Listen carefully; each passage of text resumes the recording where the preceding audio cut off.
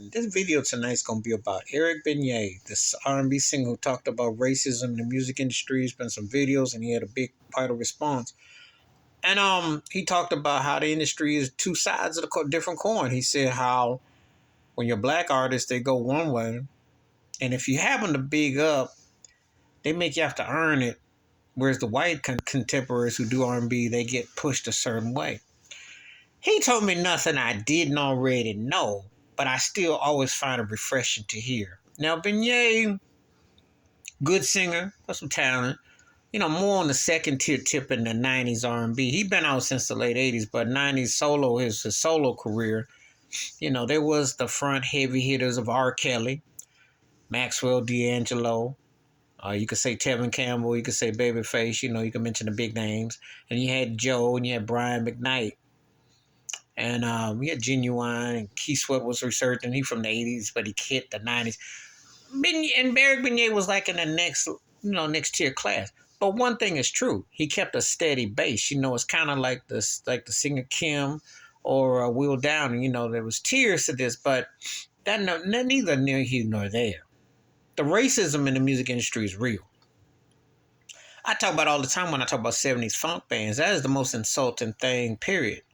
Because of a band, because they were funky and they grew, somehow they didn't get the same respect as their white counterparts. There's a handful of black funk acts that you can consider funky that's in the Rock and Roll Hall of Fame. But so many of them have not gotten their due. And there's always this, that would be the running joke that the black act that's on the label is funky and white folks don't know. Because Benet said, he said, I'm black known, like saying, we used to say that hood rich. Like, black folk know who you are, but there may be three white people and two of them are with someone who's black. They don't know who you are. Why is that in America with 3Ks? Because just like any other industry in this racist country, they don't promote black people the same way as they do their white counterparts. It doesn't matter if you are a second, third tier, whatever tier. They make you how they want. They'll take the most mediocre white artists and put money behind them and have you thinking they got something.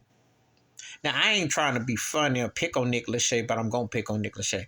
It's a sad commentary when a third tier act like Nick Lachey or 98 Degrees is more known than Eric Benet. But that's how it was in the 90s. That's just a fact. That's just a fact. I dealt with this growing up with racist Billboard magazine and racist Rolling Stone magazine and racist MTV. You had to be a superhero Negro. That's why Michael Jackson was seen as the boy wonder. He had to be over bigger than life. And they still hated him. They still hate Michael to this day because he made them have to flip the wig. He was the most dominant artist. They made him have to flip. And a comedian I'm not even a big fan of, but Mike Epps said probably the most gangsterous line ever about Michael Jackson. He said, you don't get bigger than Michael, and he still wasn't invited to the table. So if they didn't want Michael to the table, they sure ain't gonna want it. That's just the stone cold truth. No true words spoken. Eric Benet spoke the facts. Shaka Khan and Stephanie Mills co-signed him on his Instagram, on his page, and you should check it out. Check out all the stuff what Eric Benet is talking about because he is speaking the hardcore facts here. The industry has always been racist. It always will be. Mafia ran, Jewish ran, all that ran. When Kanye West or Kyrie, when they were alluding to, especially Kanye's part for music, it's all true. Michael Jackson talked about it. Prince talked about it. Rick James talked about it. They all got whiteballed, but they all told the truth.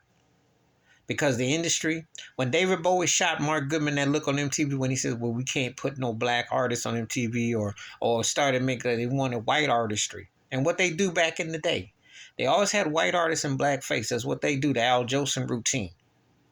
I like the British UK second British wave invasion of the 80s, but a lot of it was rooted in white dudes who had R&B rhythms or licks or grooves or runs. That's what got them over. It's been that way. The Beatles, the Rolling Stones, Led Zeppelin, all were inspired by R&B because they all inspired by the blues, black artistry, Eric Clapton, Rod Stewart. I can go on.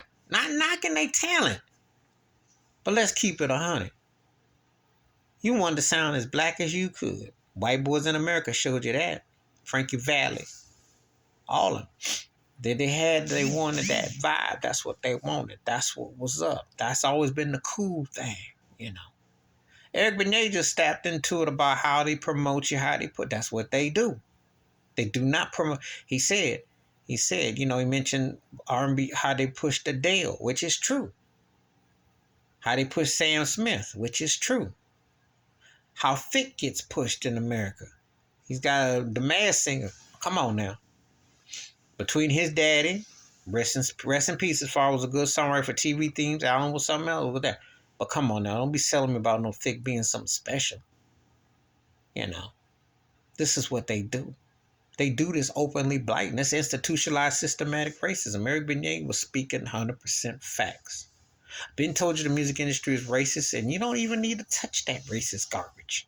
If you know how to sell records and you can do it online, you don't need them. They need to enslave you because that's what they do. And then they want to make a mockery of you. And for like I always say, Michael Jackson beat them at their game. He owned his publishing. He owned his masters. I ain't going to turn it to a Michael thing, but I'm alluding to what Eric Benet said. Because they want you to have to need them. And when you're black, you got to be 3 times as better just to get half a foot through the door. Now, I used to joke about how these labels talk about how Frankie Beverly and Maze, we were hood. You're hood now. But you don't get the same acceptance across the board. That's how it works in America with 3Ks when you're black. And in the music that you love and like, it's just like that. If you don't cross over or don't blow up, they put money on who they think is going to be good for the house, from the field to the house. That's how they pimp the agenda. And Eric Benet was telling the facts. Please hit like, subscribe. I welcome thoughts and comments. I do respond. Wash your hands. Keep your mind clear. Watch out for another. Please share this video if you want to. And yeah, he told the truth.